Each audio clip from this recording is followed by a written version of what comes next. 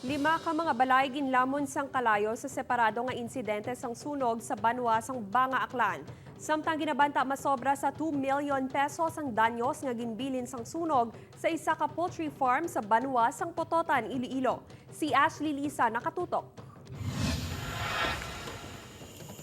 Ginlamon sang kalayo ang isa ka poultry farm sa barangay Igang, Pototan, Iloilo Biyernes sang gabi. Sa video nga ini makitaan, ang madasig nga pagdako sang kalayo tubtob naglapta kag nagsunog sa mga piso nga ginasagod sa lugar. Suno sa Pototan BFP, posible palyado nga koneksyon sang kuryente ang rason sang sunog. Wala naman sang may napilasan sa nasambit nga sunog, apang naulamid ang bunkhouse nga ginatiniran sa mga empleyado. Ginabuluban ta masobra 2 million pesos ang halit nga ginbilin sang sunog. Sa cause of fire, nag-focus kita dira sa electrical. Since nga ang kalayo nag-start sa Pisami, sa second level, sa northeast portion sa building, sir, no?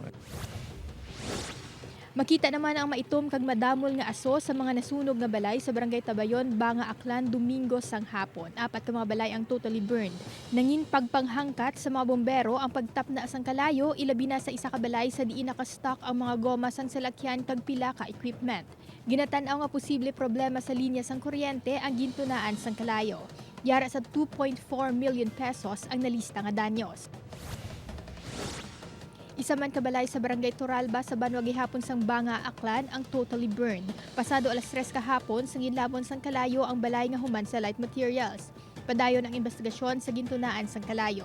Yara sa kapin 8,000 pesos ang nalista nga danyos. Wala man sang na-report nga naptilasan sa nasambit nga mga sunog. Upod kay Cirilo Renduque, Ashley Liza, One Western Visayas.